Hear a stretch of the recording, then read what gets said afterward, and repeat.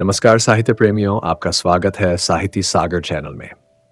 आज हम लेकर आए हैं मुंशी प्रेमचंद जी की लिखी गृहदाह। सत्य प्रकाश के जन्मोत्सव में लाला देवप्रकाश ने बहुत रुपये खर्च किए थे। उसका विद्यारंभ संस्कार भी खूब धूमधाम से किया गया। उसके हवा खाने को एक छोटी सी गाड़ी थी। शाम को नौकर उसे टहलाने ले जाता था। एक नौकर उसे पाठशाला पहुंचाने जाता। दिन भर वहीं बैठा रहता और उसे साथ लेकर घर आता। कितना सुशील होनहार बालक था। गोरा मुख, उडाबड़ी बड़ी आंखें, ऊंचा मस्तक, पतले पतले लाल अधर भरे हुए पांव। उसे देखकर सहसा मुंह से निकल पड़ता था, भगवान इसे जिला दें, प्रतापी मनुष्य होगा। उसकी बल बुद्धि की प्रखरता पर लोगों को आश्चर्य होता था। नित्य उसके मुखचन पर हंसी खेलती रहती थी। किसी ने उसे हट करते या रोते नहीं देखा। वर्षा के दिन थे।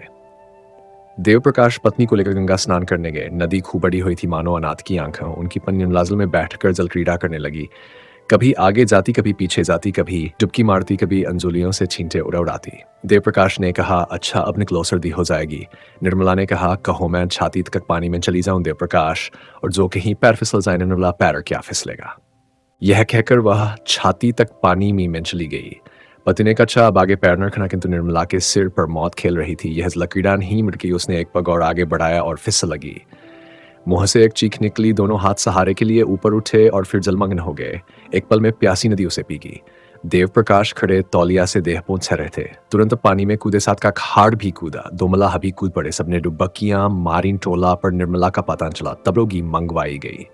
मल्लाह ने बार बार गोते मारे पर लाश हाथ न आई। चौक में डूबे हुए घर आए।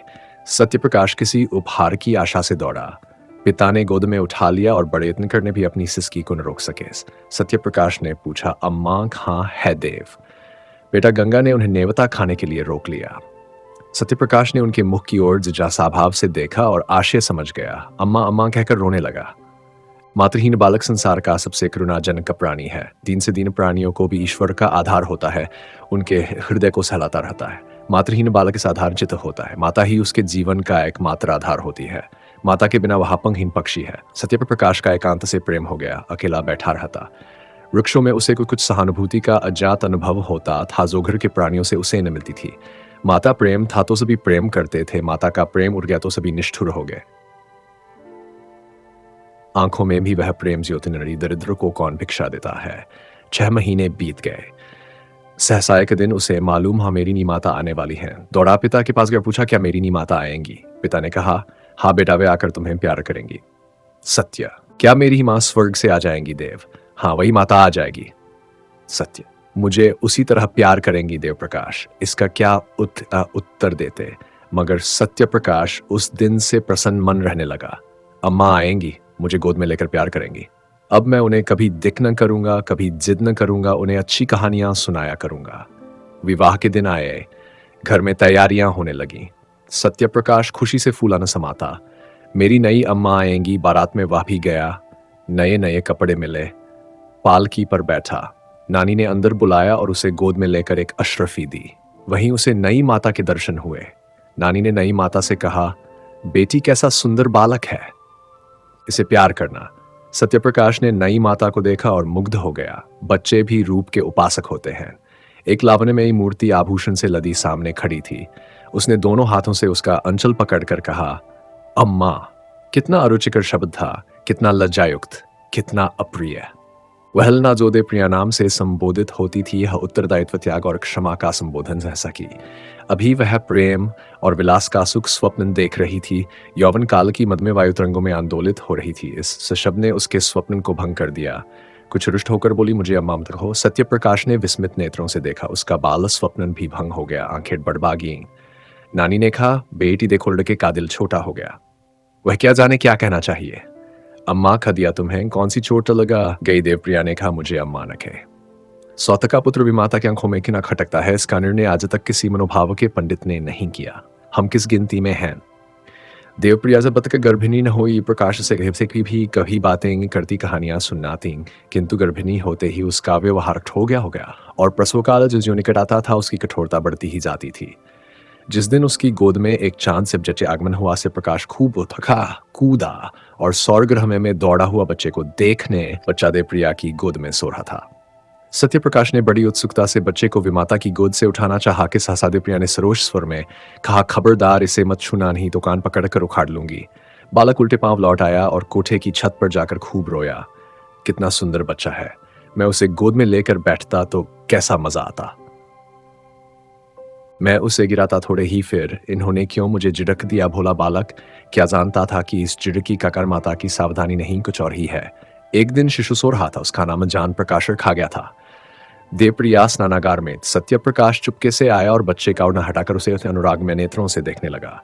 उस काजी कितना चाहा कि उसे गोद में लेकर प्यार करूं, पर डर के मारे उसने उसे उठाया नहीं कि वो उसे कपोलों को चूमने लगा। इतने में देवप्रिया निकल आई। सत्यप्रकाश को बच्चे को चूमते देख कर आग होगी, दूर ही से डांटा, हट जा वहां से। सत्यप्रकाश माता को दीदी नेत्रों से देखता हुआ बाहर निकल आया। संध्या समय उसके पिता ने पूछा, तुम लल्ला को क्यों रुलाया करते हो सत्य? मैं तो उसे कभी नहीं रुलाता। अम्मा खिलाने को नहीं देती। देव, झूठ बोलते हो, आज तुमने बच्चे को चुटकी काटी। सत्य, जी नहीं, मैं तो उसकी मुच्छियां ले रहा था। झूठ बोलता है। सत्य, मैं झूठ नहीं बोलता। देव प्रकाश को क्रोध आ गया। लड़के को 2-3 तमाचे लगाए। पहली बार यह ताड़ना मिली और निरपराध इसने उसके जीवन की काया पलट कर दी। उस दिन से सत्यप्रकाश के स्वभाव में एक विचित्र परिवर्तन दिखाई देने लगा। वह घर में उत्कम आता, पिता आते तो उनसे मुंह छिपाता फिरता। कोई खाना खाने को बुलाने आता तो चोरों की भांति दुबका हुआ जाकर खा लेतान, कुछ मांगतान कुछ बोलता। पहले अत्यंत कुशाग्र बुद्धि था, उसकी सफाई सलीके और फुर्ती पर लोग मुग्ध हो जाते थे। अब वह पढ़ने से जी चुराता, मैले कुछैले कपड़े ने रहता। घर में कोई प्रेम करने वाला न था। बाजार के लड़कों के साथ गली गली घूमता, कन कौवे लूटता, गालियां बकना भी सीख गया। शरीर भी दुर्बल हो गया, चेहरे की कांति गायब होगी। देवप्रकाश को अब आए दिन उसकी शरारतों के उलाहने मिलने लगे और सत्यप्रकाश नित्य गुड़कियां और तमाचे खाने लगा। यहाँ तक क्या कि अगर वहर में किसी काम से चला जाता तो सब लोग दूर दूर करके दौड़ाते। जान प्रकाश को पढ़ाने के लिए मास्टर आता था। देवप्रकाश उसे रोज सैर कराने साथ ले जाते। हंसमुख लड़का था। देवप्रिया उसे सत्यप्रकाश के साथ से भी बचाती रहती थी। दोनों लड़कों में कितना अंतर था। एक साफ सुथरा सुंदरक, बड़े पहनेशील और विनय का पुतलास्ट बोलने वाला, देखने वालों के मुंह से अनायास ही दुआ निकल आती थी। दूसरा मैला नटखट चोरों की तरह मुंह छिपाए हुए, मुहफ्त बात बात पर गालियां बकने वाला। एक हरा भरा पौधा था, प्रेम से प्लावित से सिंचित। दूसरा सूखा हुआ टेढ़ापल वही नन्म वृक्ष था जिसकी जड़ों को एक मुद्दत से पानी नहीं नसीब हुआ। एक को देखकर पिता की छाती ठंडी होती थी, दूसरे को देखकर देह में आग लग जाती थी। आश्चर्य के सत्यप्रकाश को अपने छोटे भाई से लेश मात्र भी ईर्ष्या न थी। अगर उसके हृदय में को मल भाव शेष रह गया तो वह अपने भाई के प्रति स्नेह था। उस मरुभूमि में यही एक हरियाली थी। ईर्ष्या साम्य भाव की द्योतक है। सत्यप्रकाश अपने भाई को अपने से कहीं ऊंचा की भाग्यशाली समझता था। उसमें ईर्ष्या का भाव ही लो हो गया था। घृणा से घृणा उत्पन्न होती है, प्रेम से प्रेम भी बड़े भाई को चाहता था। कभी कभी उसका पक्ष लेकर अपनी मां से वाद विवाद कहता, भैया की अचकन अफटगी है, आपनी अचकन क्यों नहीं बनवा देती? मां उत्तर देती, उसके लिए वही अचकन अच्छी है, अभी क्या कभी तो हनंगा फिरेगा। जान प्रकाश बहुत चाहता था कि अपने जेब खर्च से बचाकर कुछ अपने न दे, पर सत्यप्रकाश भी इसे स्वीकार न करता था। वास्तव में जितनी देर वह छोटे भाई के साथ रहता उतनी देर उसे एक शांति में आनंद का अनुभव होता। थोड़ी देर के लिए वह सद्भावों के साम्राज्य में विचरने लगता। उसके मुख से कोई भपरी बात निकलती। एक क्षण के लिए उसकी सोई हुई आत्मा जाग उठती। एक बार कई दिन तक सत्यप्रकाश अंदर से न गया। पिता ने पूछा, तुम आजकल पढ़ने क्यों नहीं जाते? कि क्या सोच रखा है कि मैं ने तुम्हारी जिंदगी भर का ठेका ले रखा है? सत्या, मेरे ऊपर जुर्माने और फीस के कई रुपए हो गए हैं। जाता हूं तो दर्जे से निकाल दिया जाता हूं। देव, फीस क्यों बाकी है? तुम तो महीने महीने लिया करते हो ना? सत्या, आए दिन चंदे लगा करते हैं, फीस के रुपये चंदे में दे दिए। और जुर्माना क्यों हुआ? सत्या, फीस न देने के कारण। तुमने चंदा क्यों दिया? सत्य, जानू ने चंदा दिया तो मैंने भी दिया। तुम जानू से जलते हो? सत्य, मैं जानू से क्यों जलने लगा? यहां हम और वह दो हैं, बाहर हम और वह एक समझे जाते हैं। मैं ये नहीं कहना चाहता कि मेरे कुछ नहीं है। देव, क्यों ये कहते शर्म आती है? सत्या, जी हां, आपकी बदनामी होगी। देव, अच्छा तो आप मेरी मान रक्षा करते हैं। ये क्यों नहीं कहते कि पढ़ना अब मुझे मंजूर नहीं है? मेरे पास इतना रुपया नहीं कि तुम्हें एक एक क्लास में 3-3 साल पढ़ाऊं और ऊपर से तुम्हारे खर्च के लिए भी प्रतिमास कुछ दूं। जान बाबू तुमसे कितना छोटा है, लेकिन तुमसे एक ही दर्जा नीचे है। तुम इस साल जरूर ही फेल होगे और वह जरूर ही पास होकर अगले साल तुम्हारे साथ हो जाएगा। तब तो तुम्हारे मुंह में कालिख लगेगी सत्या। विद्या मेरे भाग्य ही में नहीं है देव। तुम्हारे भाग्य में क्या है सत्या? भीख मांगना। देव। तो फिर भीख मांगो, मेरे घर से निकल जाओ। देवप्रिया भी आ गई, बोली शर्माता तो नहीं और बातों का जवाब देता है। सत्य, जिनके भाग्य में भीख मांगना होता है वही बचपन में अनाथ हो जाते हैं। देवप्रिया, ये जलीकटी बातें अब मुझसे न सही जाएंगी। मैं खून का घूंट पी पी कर रह जाती हूं। देवप्रकाश बेहया है, कल से इसका नाम कटवा दूंगा। भीख मांगनी है तो भीख ही मांगे। दूसरे दिन सत्यप्रकाश ने घर से निकलने की तैयारी कर दी। उसकी उम्र अब 30 साल की हो गई थी। इतनी बातें सुनने के बाद अब उसे उस घर में रहना असह्य हो गया। जब हाथ पाव न थे, किशोरावस्था की असमर्थता थी, तब तक अवहेलना, निरादर, निष्ठुरता, भर्त्सना सब कुछ सहकर घर में रहता था। अब हाथ पांव उस बंधन में क्यों रहता? आत्माभिमान आशा की भांति बहुत चिरंजीवी होता है।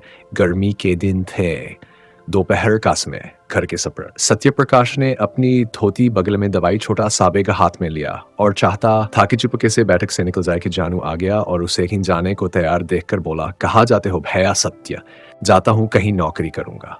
जानू, मैं जाकर अम्मा से कह देता हूं।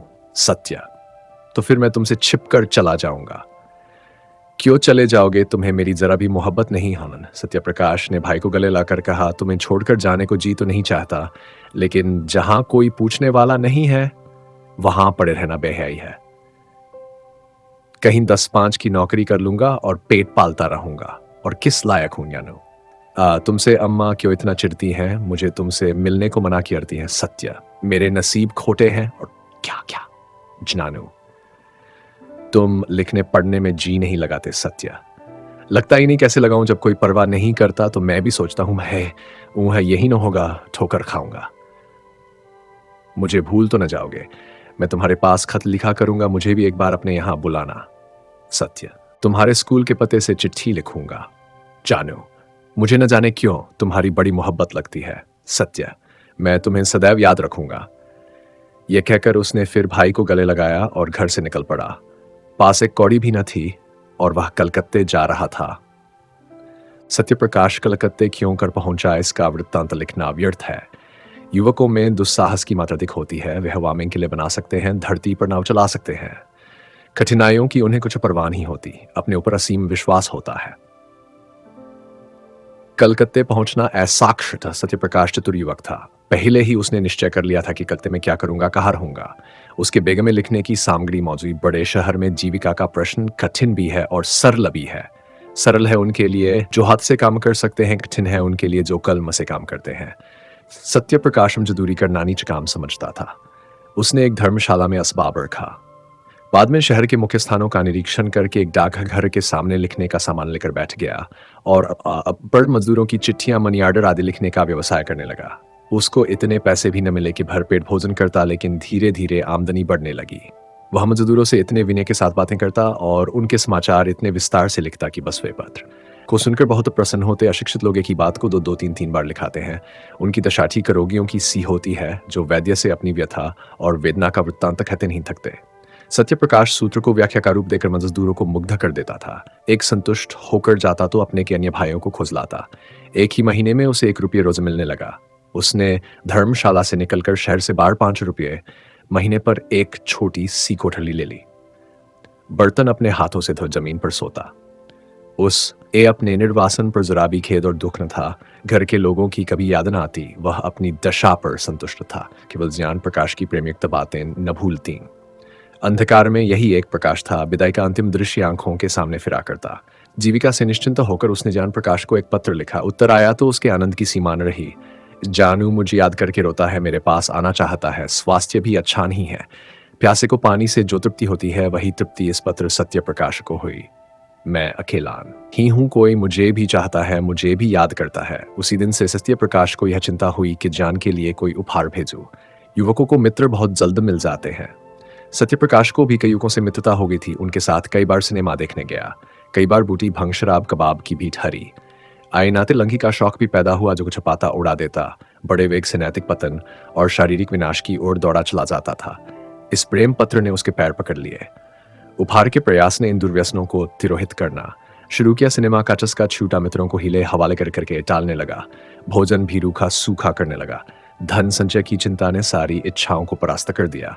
उसने निश्चय किया कि अच्छी सी घड़ी भेजूं, उसका दाम कम से कम 40 रुपये होगा।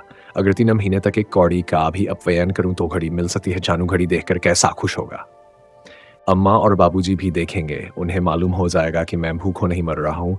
किफ़ायत की धुन में वह उधा दिया बत्ती भी न करता। बड़े सवेरे काम करने चला जाता और सारे दिन 2-4 पैसे की मिठाई खाकर काम करता रहता। उसके ग्राहकों की संख्या दिन दूनी होती जाती थी। चिट्ठी पत्र के अतिरिक्त अब उसने तार लिखने का भी अभ्यास कर लिया था।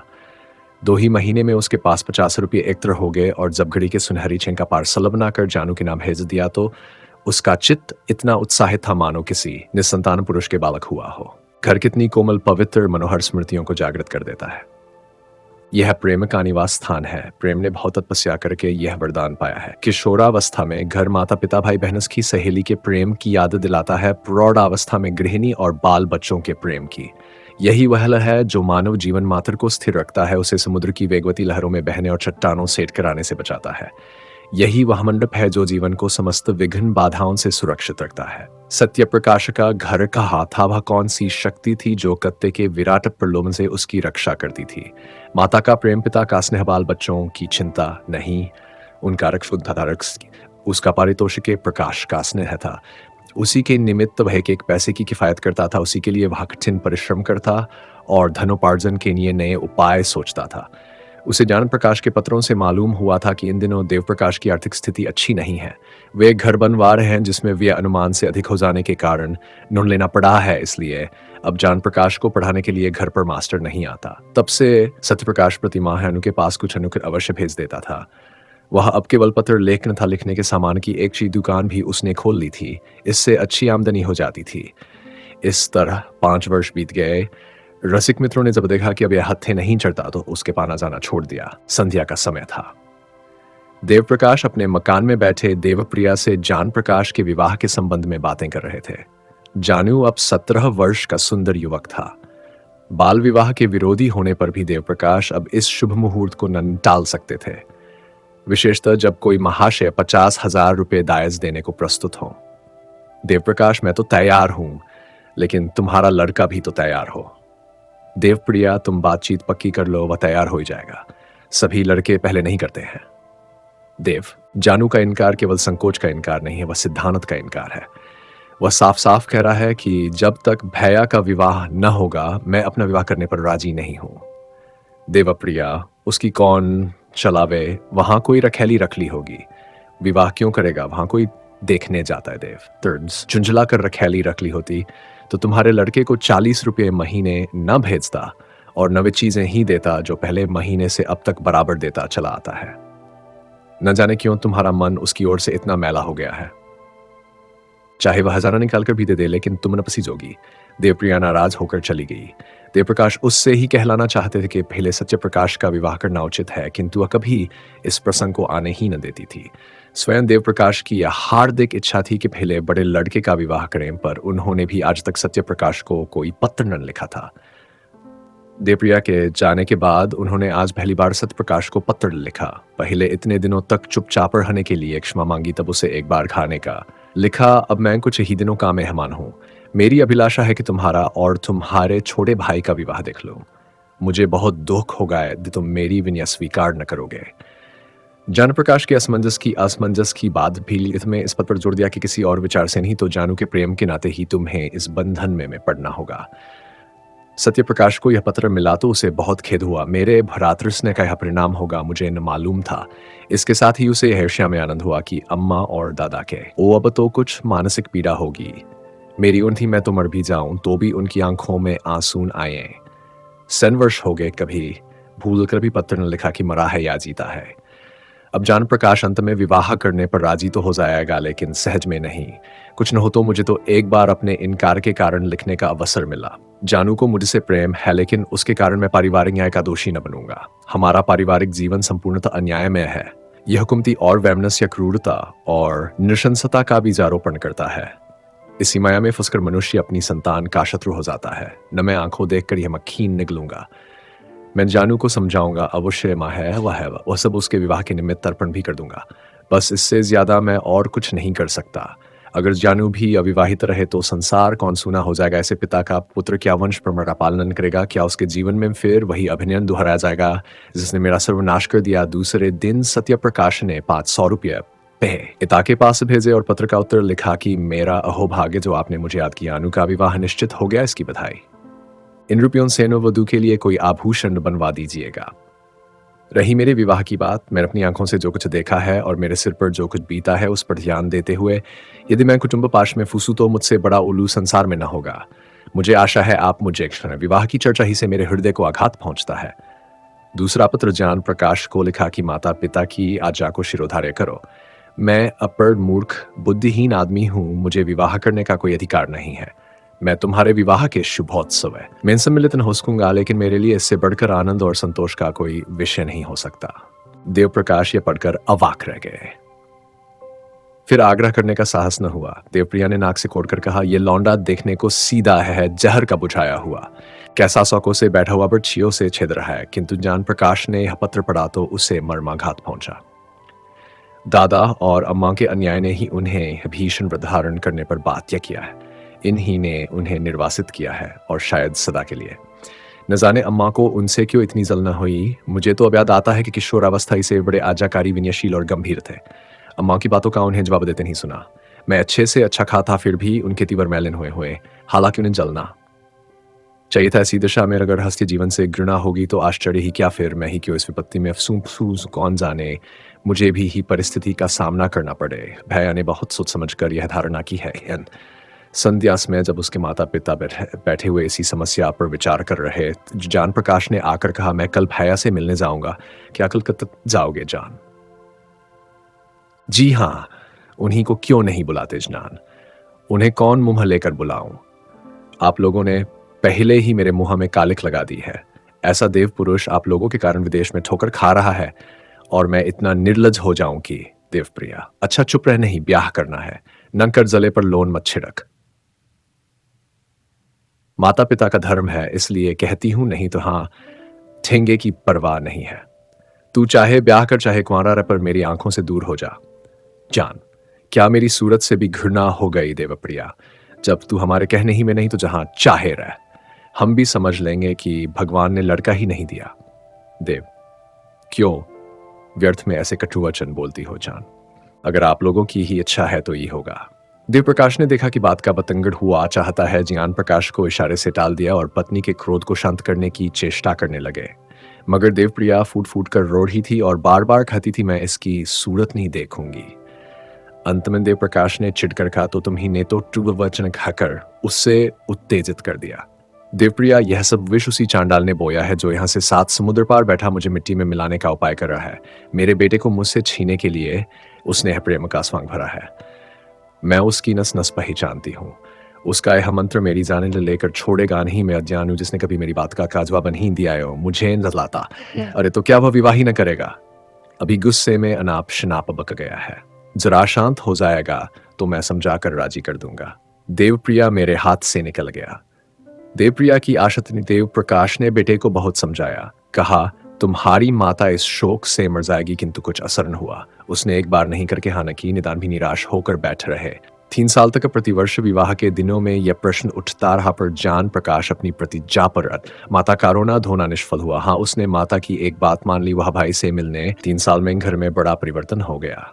देवप्रिया की 3 कन्याओं का विवाह हो गया। अब घर में उसके सिवा कोई सूना घर उसे फारे खाता था। जब वह नैराश्य और क्रोध से पागल हो जाती तो सत्य प्रकाश को खूब जी भर कर गुस्साती। मगर दोनों भाइयों में प्रेम पत्र व्यवहार बराबर होता रहता था। देव प्रकाश के स्वभाव में एक विचित्र उदासीनता प्रकट होने लगी। उन्होंने पेंशन ले ली थी और प्रायः धर्म ग्रंथों का अध्ययन किया करते थे। जान प्रकाश ने भी आचार्य की उपाधि प्राप्त कर ली थी और एक विद्यालय में अध्यापक हो गए थे। देवप्रिया अब संसार में अकेली थी।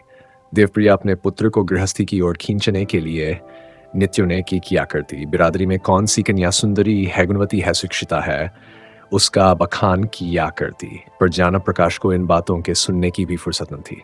मोहल्ले के और घरों में नित्य ही विवाह होते रहते थे। बहुएं आती थी, उनकी गोद में बच्चे खेलने लगते थे, घर गुलजार हो जाता। कहीं विदाई होती थी, कहीं बधाइयां आती थी, कहीं गाना बजाना होता था, कहीं बाजे बजते थे। यह चहल पहल देखकर देवप्रिया का चंचल हो जाता। उसे मालूम होता मैं इस संसार में सबसे अभागिनी हूँ। मेरे ही भाग्य में यह सुखना नहीं बदा है। भगवान, ऐसा भी कोई दिन आएगा कि मैं अपनी बहू का मुखचंद्र देखूंगी, उसके बालकों को गोद में अंखला भी कोई दिन होगा कि मेरे घर में भी आनंदोत्सव के मधुर गान की ताने उठेंगी। रात दिन यही बातें सोचते सोचते देवप्रिया की दशा उन्मादिनी की सी होगी। आप ही अब सत्य प्रकाशकों को सने लगती। वही मेरे प्राणों का घातक है। तल्लीनता उन्माद का प्रधान गुण है। तल्लीनता अत्यंत रचनाशील होती है। वह आकाश में देवताओं के विमान उड़ाने लगती है। अगर भोजन में नमक तेज हो गया तो यह शत्रु ने कोई रोड़ा रख दिया होगा। देवप्रिया को अब कभी कभी धोखा हो जाता कि सत्य प्रकाश घर में गया है। वह मुझे मनाना चाहता है, जान प्रकाश को विष खिलाए देता है। एक दिन उसने सत्य प्रकाश के नाम एक पत्र लिखा और उसे जितना खोसते बना उतना कोसा। तू मेरे प्राणों का वैरी है, मेरे कुल का घातक है, हत्यारा है। वह कौन दिन आएगा कि तेरी मिट्टी उठेगी। तूने मेरे लड़के पर वशीकरण मंत्र चला दिया है। दूसरे दिन फिर ऐसा ही एक पत्र लिखा, यहाँ तक कि उसका नित्य का कर्म हो गया। जब तक एक चिट्ठी में सत्य प्रकाश को गालियां न लेती उसे चैन ही आता था। इन पत्रों को वह खारिन के हाथड़ा घर भिजवा दिया करती थी। जान प्रकाश का अध्यापक होना सत्य प्रकाश के लिए घातक हो गया। रश्मि उसे यही संत था कि मैं संसार में निराधार नहीं हूं। अब यह अवलंब भी जाता रहा। जान प्रकाश ने जोर देकर लिखा, अब आप मेरे एक क्षण उठाएं। मुझे अपनी गुजर करने के लिए काफी से ज्यादा मिलने लगा है। यद्यपि सत्य प्रकाश की दुकान खूब चलती थी, लेकिन कलकत्ते जैसे शहर में एक छोटे से दुकानदार का जीवन बहुत सुखी नहीं होता। 660-670 रुपये की मासिक आमदनी होती ही क्या है। अब तक जो बचाता था वह वास्तव में बचत न थी, बल्कि त्याग रूखा सूखा खाकर एक तंग आर्द्र कोठरी में रहकर 25-30 रुपये बच रहते थे। अब दोनों वक्त भोजन करने लगा, कपड़े भी जरा साफ पहनने लगा, मगर थोड़े ही दिनों में उसके खर्च में औषधियों की एक मत बढ़ गई और फिर वही पहले की सी दिशा हो गई। बरसों तक शुद्ध हवाई प्रकाश और पुष्टिकर भोजन से वंचित रखकर अच्छे से अच्छा स्वास्थ्य भी नष्ट हो सकता है। सत्य प्रकाश को भी अरुचि मंदाग्नि आदि रोगों ने आगेरा। कभी कभी ज्वर भी आ जाता। युवावस्था में आत्मविश्वास होता है, किसी अवलंबकी पर वान ही होती। वो वृद्धि दूसरों का मुँह हताकती आशय उड़ती है। सत्य प्रकाश पहले सोता तो एक ही करवट में सबेरा हो जाता। कभी बाजार से पूड़ियां लेकर खा लेता, कभी मिठाइयों पर टाल देता। पर अब रात को अच्छी तरह नींद न आती। बाजारी भोजन से घृणा होती। रात को घर आ तो थककर चूर चूर हो जाता था। उस वक्त चूल्हा जलाना, भोजन पकाना बहुत अखरता। कभी कभी वह अपने अकेलेपन पर रोता। रात को जब किसी तरह नींद न आती तो उस काम किसी से बातें करने को लायक होने लगता। पर वहां निशांतकार के सिवा और कौन थादी वालों के अनचाहे हो मोहन ही होता। इधर ज्ञान प्रकाश के पत्र भी अब कम आते थे और वे भी रूखे। उनमें अब हृदय के सरल उद्गारों का लेश भी न होता। सत्य प्रकाश अब भी वैसे ही भाव में पत्र लिखता था, पर एक अध्यापक के लिए भावुकता कब शोभा देती है। शनय सत्य प्रकाश को भ्रम होने लगा कि ज्ञान प्रकाश अभी मुझसे निष्ठुरता करने लगा। नहीं फिर क्या मेरे पास 2-4 दिन के लिए आना संभव था। मेरे लिए तो घर का द्वार बंद है, पर उसे कौन सी बाधा है। उस गरीब को क्या मालूम कि हाँ, जान प्रकाश ने माता से लगते न जाने की समखा ली है। इस भ्रम ने उसे और भी हताश कर दिया। शहरों में मनुष्य बहुत होते हैं, पर मनुष्यता बिरले ही में होती है। सत्य प्रकाश उस बहुसंख्यक स्थान में भी अकेला था। उसके मन में अब एक नई आकांक्षा अंकुरित हुई। क्यों घर लौट चलूं, किसी संगिनी के प्रेम में क्यों न शरण लूं। वह सुख और शांति और कहाँ मिल सकती है। मेरे जीवन की निराशा अंधकार को और कौन ज्योति आलोकित कर सकती है। वह इस आवेश को अपनी संपूर्ण विचार शक्ति से रोकता, जिस ताज हाथी किसी बालक को घर में रखी हुई मिठाइयों की याद बार बार खेल से घर खींच चलाती है, उसी तरह हो उसका चित्त भी बार बार उन्हीं मधुर चिंताओं में मग्न हो जाता था। वह सोचता, मुझे विधाता ने सब सुख से वंचित कर दिया है। हीन तो मेरी दशा ऐसी हीन क्यों होती। मुझे ईश्वर ने बुद्धि न दी थी क्या क्या मैं आश्रम से चुराता था।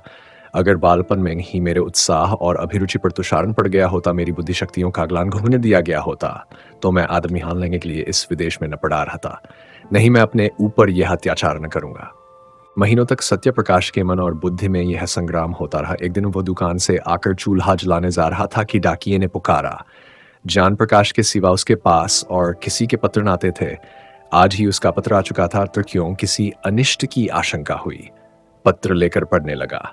एक क्षण में पत्र उसके हाथ से छूटकर गिर पड़ा और वह सिर थाम कर बैठ गया कि जमीन पर न गिर पड़े।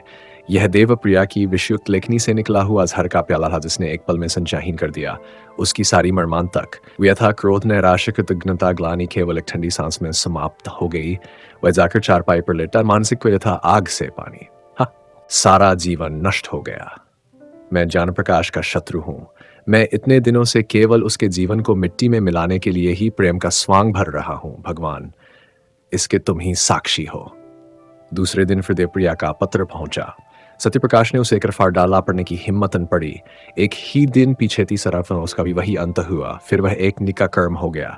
पत्र आता और फाड़ दिया जाता, किंतु देवप्रिया का अभिप्राय बिना पढ़े ही पूरा हो जाता था। सत्यप्रकाश के मर्मस्थान पर एक चोट और पड़ जाती थी। 1 महीने की भीषण हार्दिक वेदना के बाद सत्यप्रकाश को जीवन से घृणा हो गई। उसने दुकान बंद कर दी, बाहर आना जाना छोड़ दिया। सारे दिन खाट पर पड़ा रहता। वेदन याद आते जब माता पुचकार कर गोद में बिठा लेती और कहती बेटा। पिता भी संध्या समय दफ्तर से आकर गोद में उठा लेते और कहते भैया। माता की सजीव मूर्ति उसके सामने आखड़ी होती। ठीक वैसे ही जब वहंगा स्नान करने गई थी, उसकी प्यार भरी बातें कानों में आने लगती। फिर वह दृश्य सामने आ जाता जब उसने नवधू माता को अम्मा माँ हकर पुकारा था। तब उसके ठोर शब्द याद आ जाते, उसके क्रोध से भरे हुए विकराल नेत्र आंखों के सामने आ जाते।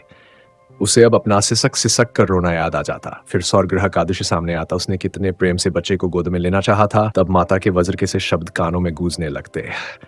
हाय, उसी वज्र ने मेरा सर्वनाश कर दिया। फिर ऐसी किन्हीं घटनाएं याद आती।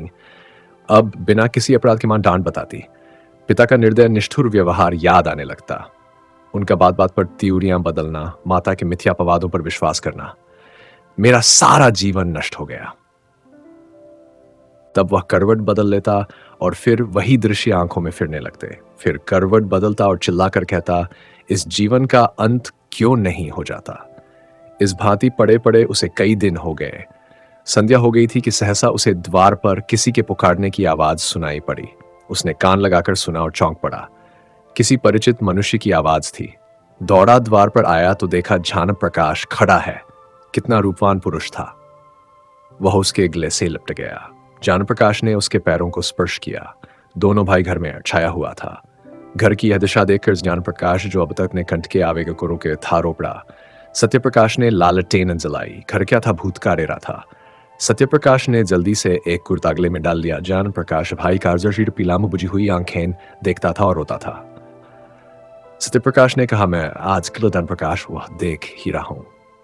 सत्य, तुमने अपने आने की सूचना भी न दी। मकान का पता कैसे चला जान? सूचना तो दी थी, आपको पत्र न मिला होगा। सत्य, अच्छा हाँ दी होगी, पत्र दुकान में डाल गया होगा।